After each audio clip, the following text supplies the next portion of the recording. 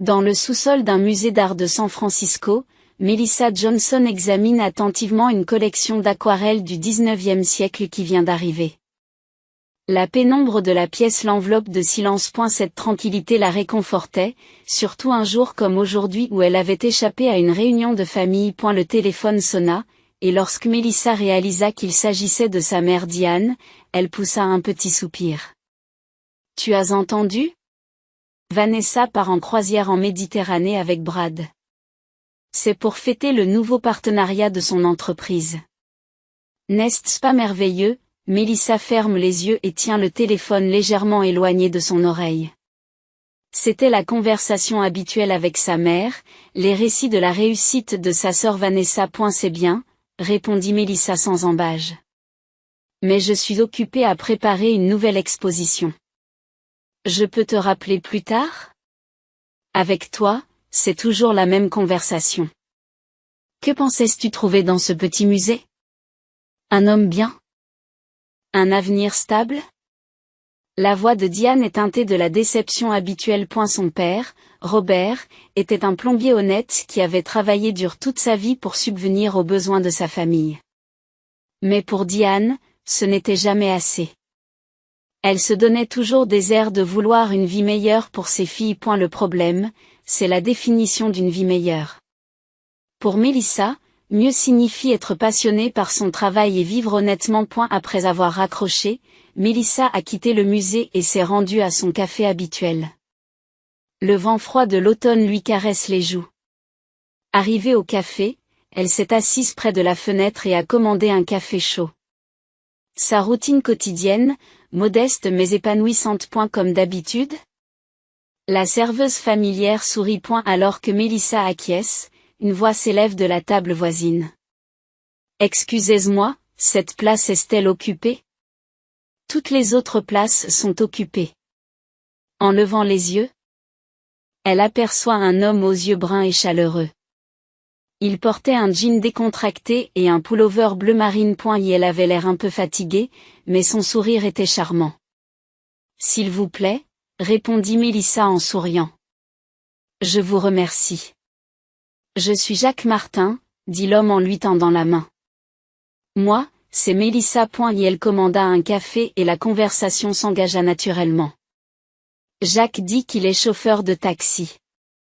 C'est un métier qui lui a permis de connaître tous les coins de la ville et de toucher brièvement de nombreuses vies différentes. Elle a perçu de l'intelligence et de la gentillesse dans sa façon de parler.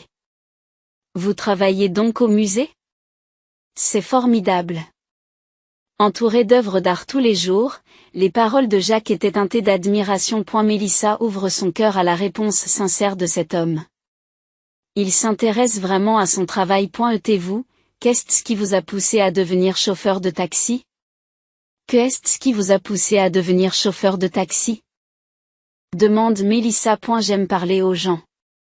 Et le fait d'avoir des horaires flexibles est un gros avantage, répond Jacques en regardant légèrement au loin.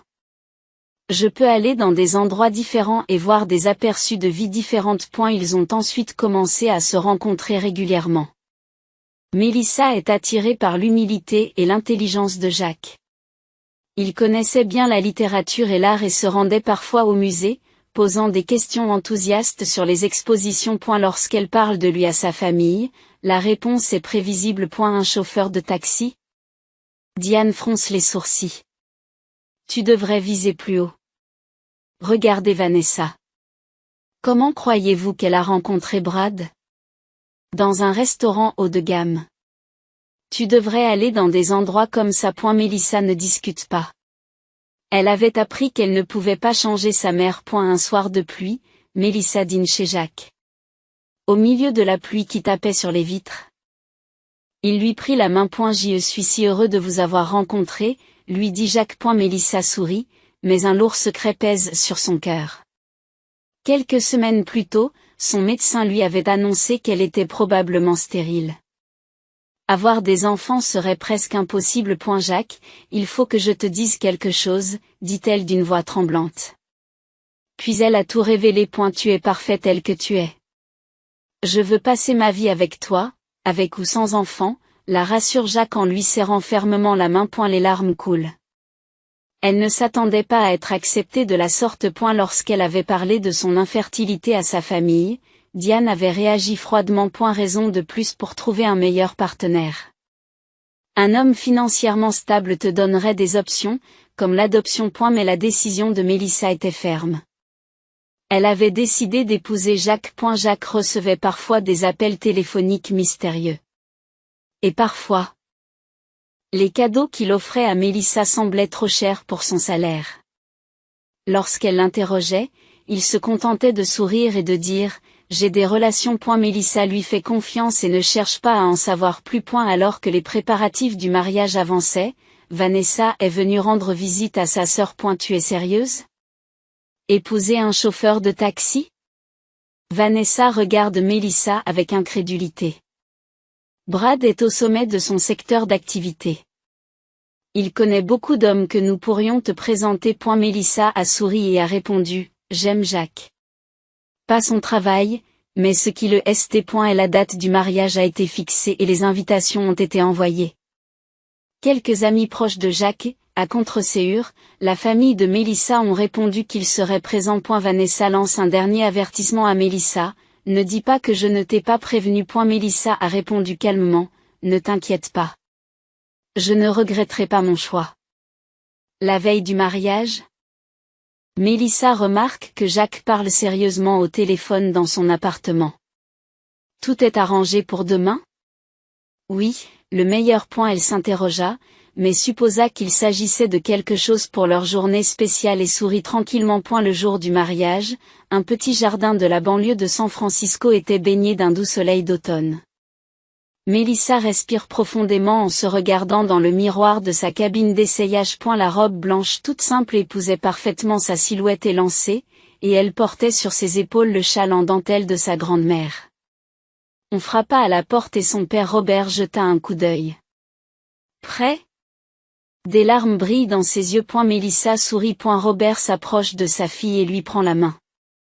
Tant que tu es heureuse, c'est tout ce qui compte. Je pense que Jacques est un homme bien. Mélissa sentit une chaleur dans son cœur aux paroles honnêtes de son père. Et elle était le seul dans sa famille à respecter ses choix. Et la cérémonie était petite, mais sincère. Jacques attendait devant l'autel, vêtu d'un simple costume noir. Quelques-uns de ses amis proches étaient assis au premier rang, saluant Mélissa d'un sourire timide. La famille de Mélissa est assise à l'arrière. Sa mère Diane, vêtue d'une robe rouge vin de luxe, avait une expression sévère, serrant inconsciemment le bras de son mari. Vanessa et Brad, vêtus de vêtements de marque haut de gamme, regardaient leur entourage. Alors qu'ils échangent leurs vœux et leurs alliances, des larmes de joie montent aux yeux de Mélissa. Tout en lui passant l'anneau au doigt, Jacques a murmuré « Je t'aimerai pour toujours ». Sa voix était d'une certitude inébranlable. Après la cérémonie, une petite réception a eu lieu sous une tente blanche installée dans le jardin. Du champagne a été versé et des rafraîchissements légers ont été servis. Les amis de Jacques ont présenté des félicitations sincères et ont bavardé amicalement avec les jeunes mariés. Cependant, la famille de Mélissa, en particulier sa mère et sa sœur, se sentait visiblement mal à l'aise. Diane observe les alentours d'un œil critique, tout en buvant ce qui doit être sa 3e ou 4e coupe de champagne. C'est l'heure des discours, annonce l'animateur. Nous entendrons d'abord la mère de la mariée, Madame Diane Johnson. Diane se lève d'un pas chancelant et prend le micro. Ses yeux sont un peu déconcentrés par le champagne. Bonjour à tous, commença-t-elle d'une voix légèrement aiguë. Aujourd'hui est un jour spécial pour ma fille. Mélissa. Les premiers mots sont des félicitations typiques. Elle se réjouit de la croissance de sa fille et souhaite la bienvenue à Jacques dans la famille. Mais après quelques minutes, son ton a commencé à changer. Mélissa a toujours été une enfant spéciale, dit Diane en choisissant soigneusement ses mots. Elle a toujours suivi sa propre voie, parfois à l'encontre des attentes de la famille. L'atmosphère dans la salle est devenue tendue. Mélissa a serré la main de Jacques sous la table. Le chemin qu'elle a choisi n'était pas celui que j'espérais. Diane boit une nouvelle gorgée de son verre. Soudain, elle éclate d'un rire anormalement fort. Quelle journée spéciale! Un chauffeur de taxi mal payé qui se marie avec un raté stérile. Je plaisante. La salle s'est figée. Mélissa sentit son visage se vider de son sang. Jacques serra sa main encore plus fort. Dans le silence où personne ne riait, Vanessa a souri et a dit « C'est sûr ». Soudain, ses amis se mirent à glousser. Il n'est rien comparé à mon PDG de mari. Vanessa lève son verre et regarde fièrement Brad. Le corps de Mélissa tremble de colère et d'humiliation. Elle tente désespérément de retenir les larmes qui menacent de déborder. Son père Robert se lève et dit d'une voix sévère, « Diane, ça suffit ». Mais Diane n'a pas tenu compte de ses paroles et a essayé de continuer. À ce moment-là, Jacques se lève discrètement. Il prit doucement la main de Mélissa et lui murmura à voix basse, « Dois-je leur dire la vérité sur moi, dois-je leur dire la vérité sur moi ?» Mélissa a regardé les yeux calmes de son mari. Voyant la détermination et l'amour qui s'y reflétaient, elle acquiesça lentement. Des larmes coulent sur ses joues. Jacques essuie doucement ses larmes et se dirige vers le microphone. La salle retient son souffle, observant avec suspense l'approche du marié silencieux. L'expression de Jacques était calme, ne montrant aucun signe de colère. Et elle se racle légèrement la gorge et commence à parler doucement. Merci à tous d'être venus célébrer ce jour spécial avec Mélissa et moi. Sa voix était basse et posée, mais elle résonnait dans toute la salle. Diane retourna maladroitement à sa place et Vanessa croisa les bras d'un air froid. On a dit que j'étais chauffeur de taxi. C'est vrai, sourit Jacques. Je conduis un taxi. 2 fois par semaine, à heure fixe. Les murmures se répandent dans la salle. Même Mélissa a regardé son mari d'un air perplexe. Cependant, c'est un passe-temps pour moi, une façon d'entrer en contact avec la vie des gens, poursuivit-il. Ce n'est pas ma profession. Diane fronce les sourcils, tandis que Vanessa et Brad échangent des regards confus. Il y a 10 ans, j'ai créé une entreprise technologique dans un garage. Cette entreprise a été rachetée par une grande société 2 ans plus tard, et depuis. Je l'ai trouvée et j'ai réussi à me retirer de plusieurs sociétés. Les mots de Jacques ont changé l'atmosphère de la pièce. Les expressions de la famille de Mélissa se figèrent en particulier. Récemment, j'ai fondé une entreprise appelée Innovate Now, que j'ai vendue à une grande société de technologie l'année dernière. Dès qu'il a prononcé ce nom, Brad, le mari de Vanessa, a soudain changé de couleur et s'est levé. Martin, dit-il d'un air incrédule. Jacques Martin ? Jacques sourit calmement et acquiesce. Je me suis dit que tu me semblais familier, poursuivit Brad d'une voix tremblante. C'est donc vous le J, Martin. Il s'est retourné pour expliquer à ceux qui l'entouraient. C'est une légende dans l'industrie. L'un des entrepreneurs les plus prospères de la Silicon Valley. Et la salle bourdonne de chuchotements. Mélissa regarde son mari avec des yeux écarquillés, puis sa mère. Diane est devenue pâle. Ses lèvres tremblent. Brad poursuivit avec une excitation croissante. Le prix de vente d'Innovate Now n'a pas été divulgué, mais les initiés du secteur affirment qu'il dépasse les 2 milliards de dollars. C'est l'une des personnalités les plus influentes de notre secteur. Les yeux de Vanessa s'écarquillent aux paroles de son mari et la main qui tient le verre de vin tremble. Jacques a tranquillement ajusté le microphone. Cela ne m'intéressait pas d'en faire étalage. Je voulais construire des relations authentiques. Je voulais trouver quelqu'un qui m'apprécierait pour ce que je suis, et non pour mon argent ou mon statut. Et elle se retourna pour regarder Mélissa, lui adressant un regard plein d'amour. Et je l'ai trouvé. Des larmes brillaient dans les yeux de Mélissa. Elle a souri en réponse au regard de son mari. Mélissa est tombée amoureuse de moi en tant que chauffeur de taxi. Elle écoutait mes histoires et s'intéressait à mes pensées. Pas à mon compte en banque ou à mes entreprises. Jacques s'est retourné vers le public. En conduisant un taxi, je peux entrer en contact avec différentes vies. Riches ou pauvres, prospères ou en difficulté, tout le monde monte dans la même voiture et se retrouve dans les mêmes embouteillages. Je pense qu'il y a du vrai là-dedans. Robert, le père de Mélissa, souriait fièrement. Pendant ce temps, Diane et Vanessa restaient sans voix, complètement abasourdies. Maintenant, à propos de ce commentaire sur l'échec de la stérilité, Jacques a légèrement changé de ton. Mélissa m'a honnêtement parlé de nos faibles chances d'avoir des enfants. C'était très difficile pour elle. Il a pris une grande inspiration et a continué. Mais pour moi, cela ne diminue en rien notre amour.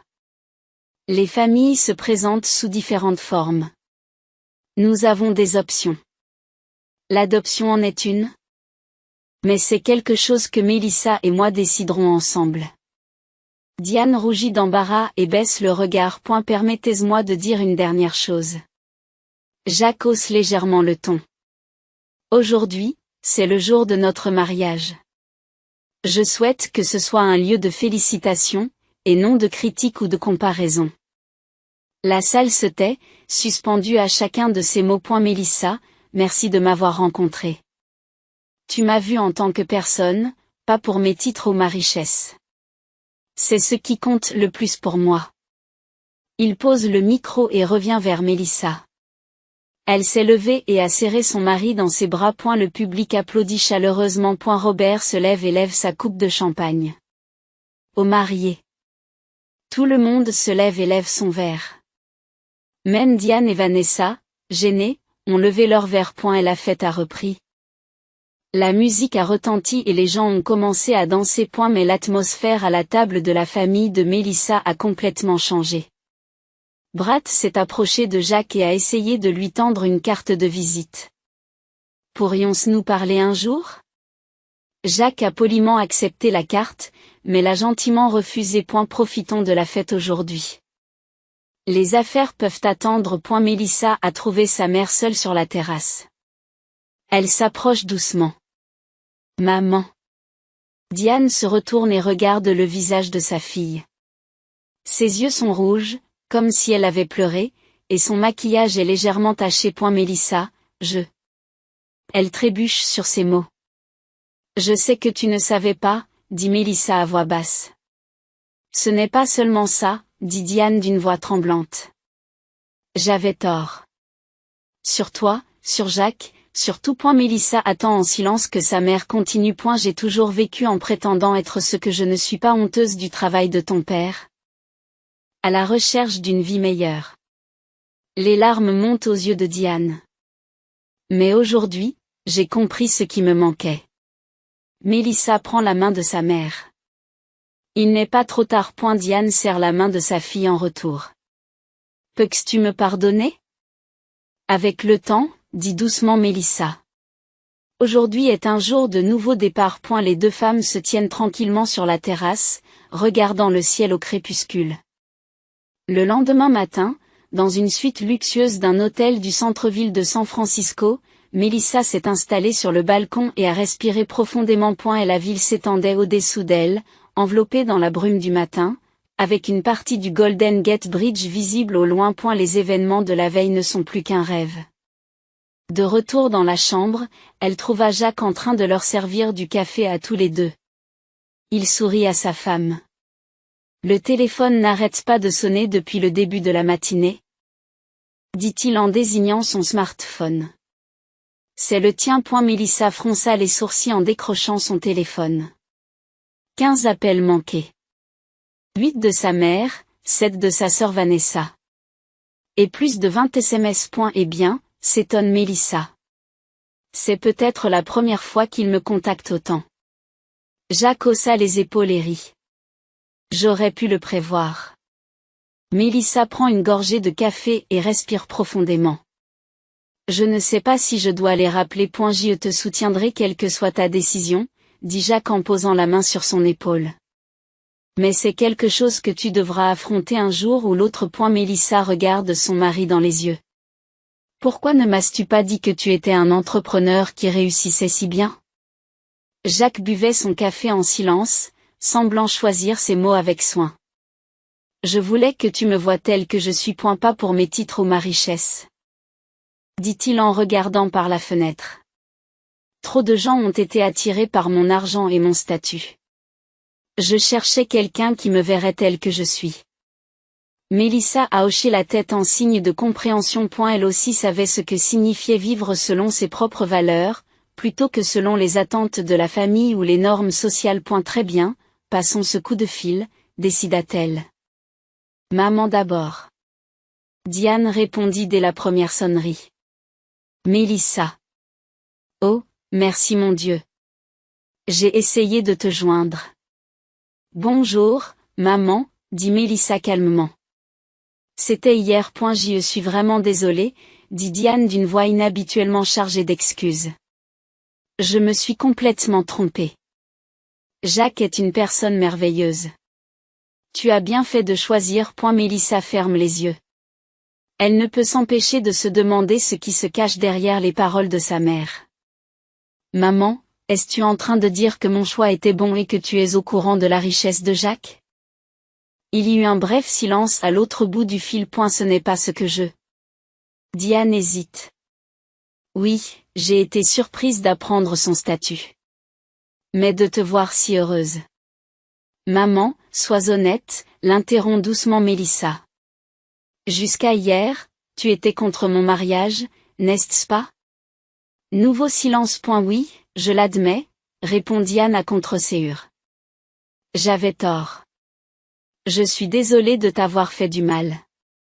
Il y avait au moins un peu de sincérité dans ces mots. Proposons un dîner en famille ce soir, suggère Diane. Je veux vous souhaiter officiellement la bienvenue, à toi et à Jacques. Vanessa et Brad seront là aussi. Mélissa regarda Jacques, qui haussa les épaules en signe d'assentiment. D'accord, nous viendrons, répondit-elle. L'appel avec Vanessa s'est déroulé de la même façon. Des excuses et une intimité soudaine. 6. Nous sommes sœurs, mais nous nous sommes tellement éloignées l'une de l'autre, dit Vanessa. Soyons à nouveau proches. Mélissa a esquissé un sourire en coin. Depuis l'enfance. Vanessa était la préférée de leur mère et avait toujours été une compétitrice. Elle avait rarement appelé Mélissa sœur auparavant. Ce soir-là, le dîner chez Diane et Robert se déroula dans une atmosphère étrange. Diane avait préparé le meilleur vin et un repas à 3 plats 3 fois plus élaboré que d'habitude. La maison est d'une propreté irréprochable, avec des fleurs fraîches et des vases de grande valeur. Bienvenue, Jacques, dit Diane en ouvrant la porte avec un sourire radieux. Bienvenue dans notre maison. Mélissa fronce intérieurement les sourcils devant l'amabilité excessive de sa mère. Au dîner, la conversation a toujours été gênante. Diane et Vanessa étaient anormalement polies et aimables. Brad s'est assis à côté de Jacques, essayant d'aborder des sujets professionnels. Où comptez-vous vivre, demande Diane pendant le repas. Un de mes amis possède une magnifique propriété à Pacific Heights. Je pourrais vous présenter. Jacques sourit poliment. Merci. Mais nous n'avons pas encore décidé. Notre quartier est également charmant. Vanessa a ajouté, c'est un quartier chic avec une vue magnifique. Mélissa serre légèrement la main de son mari sous la table.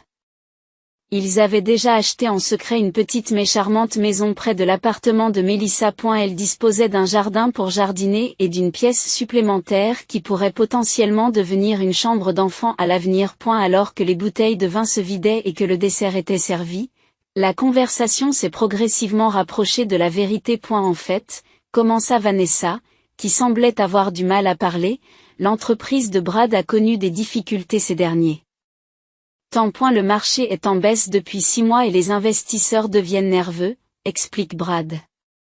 Si Jacques pouvait nous donner quelques conseils, cela nous aiderait beaucoup. Jacques n'a rien dit, il a juste hoché la tête. Diane l'interrompt. Nous sommes aussi un peu inquiets pour nos fonds de retraite.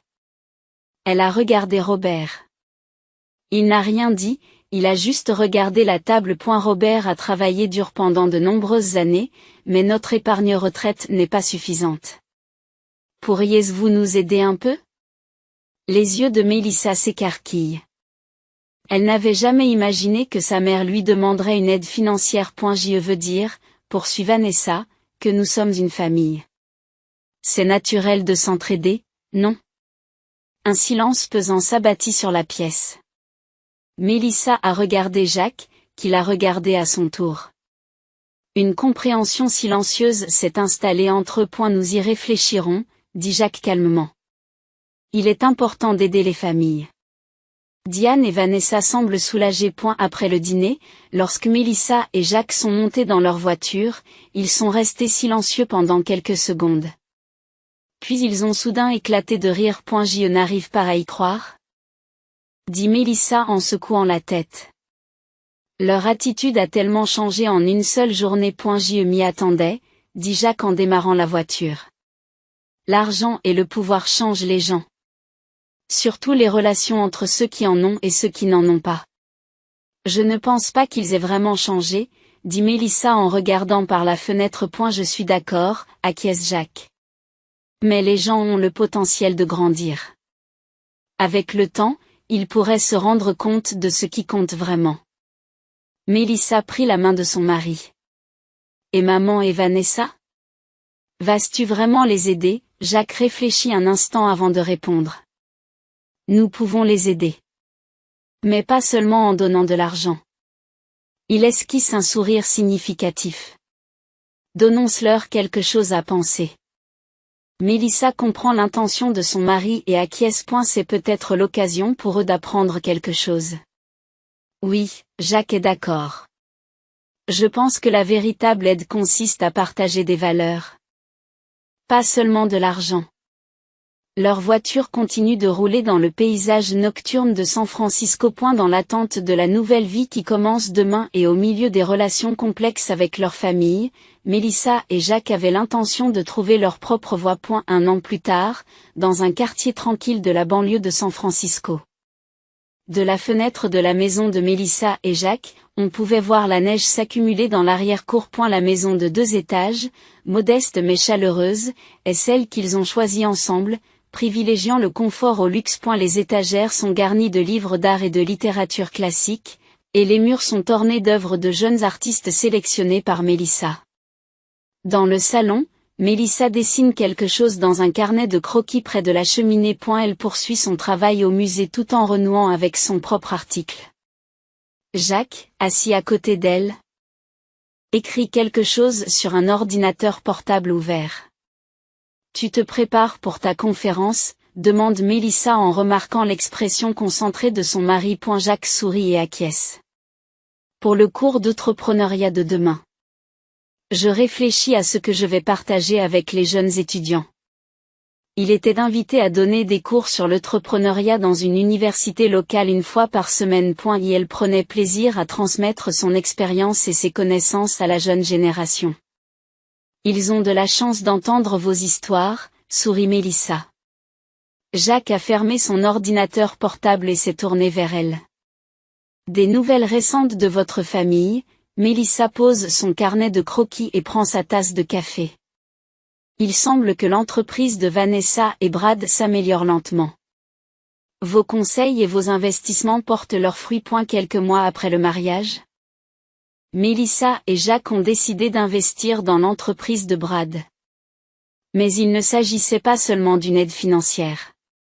Jacques avait posé des conditions claires. L'entreprise devait travailler sur des projets socialement responsables et reverser une partie de ses bénéfices annuels à la communauté. Était ta mère? Demande Jacques. Vous ne le croirez peut-être pas, mais elle a commencé à faire du bénévolat dans un refuge local pour femmes, dit Mélissa d'un air légèrement surpris.